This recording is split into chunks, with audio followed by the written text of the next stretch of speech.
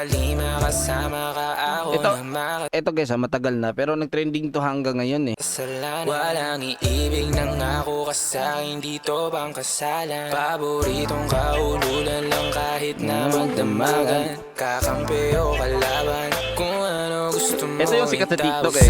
Di na pare ako darating Pa din. Isama na ako sa mga lalaki mo.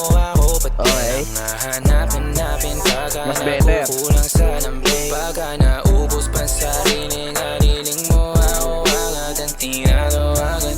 Yeah, yeah, yeah, yeah. Oh baby, girl, para kang kalawakan. Yeah, yeah, yeah, yeah.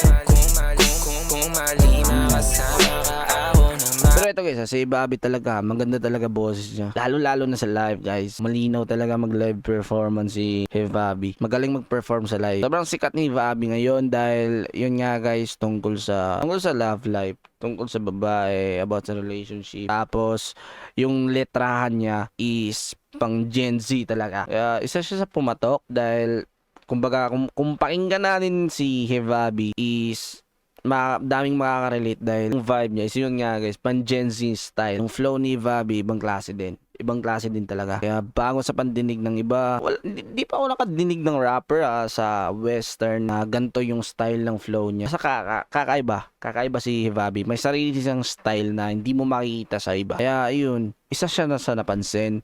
Tapos, ang pinaka-highlight talaga para sa akin kay Bobby guys, yung sulat niya. Kakaiba siya magsulat. Kakaiba siya lumetra. Kasi, may iba kasi guys na same-same lang ng format sa writing style, same-same lang ng, ano yun na, yung, lalong-lalo na sa akin guys, nagsusulat din ako, pero sobrang basic lang din sa akin. Ayun, si Bobby is, may kakaiba siyang writing style. And rhyming style, yun din. May kakaiba din siyang ganun. And, continue tayo.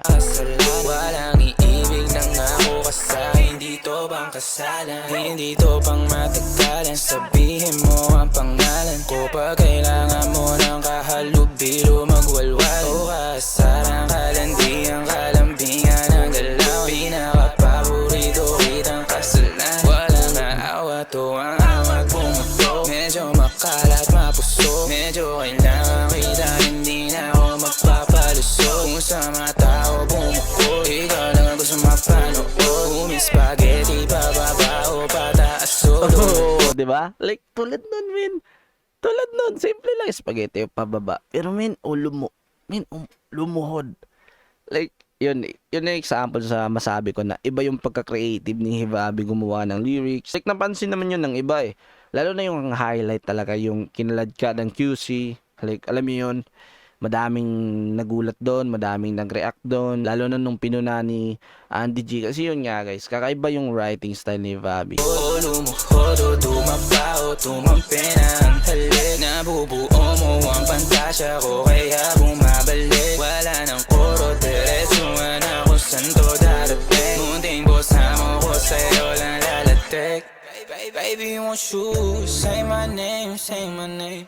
Hindi din predictable, no? Hindi din predictable yung rhyming ni Bobby dito, guys. Tsaka yung storytelling din, kakaiba din eh. Kakaiba din siya gumawa ng meaning ng kanta talaga. Yung mga thoughts, kakaiba siya. Kaya, di tayo magtaka kung bakit bigla siyang boom, biglang umapoy. Kung di ka sigurado, ako ang kasangka mo. Say my name and don't be afraid. Don't be afraid to tell me that it's over. Di kita pipilitin kung Tapos ito din ha, yung flow niya guys. Like man, kakaiba gumawa ng flow si Bobby guys. Like, di mo ma-explain yung flow niya. Ang hirap, like yung flow niya is wavy. Alam mo yun, di mo... Eto guys, rare yung style niya. kung ayaw man o gusto mo, tumahan ka na bobo. O sa likod ng auto, nagpakawalang modo. Nagpapasaway na nakapkapa na kamay ko. Nasa loob na maong mong pantalon. Oh. Huwag ka matakot, sumukal o tumalon. Kung malima kasama ka, meron naman akong tama. Mahapdi man na nadarama mong ngayon, ako naman ang kasama. Oh, di ba? Ako naman ang makasama. Ang kasama, ang kasama. Nanggugulat to lagi eh. Yung writing style ni Bobby nanggugulat palagi kasi bigla na lang malilito ka kung ano ibig sabihin ng sinabi niya. Kasi yun nga guys, hindi typical. The way siya magsalita is hindi typical na lagi natin ginagamit. Kakaiba siya gumawa ng sentence.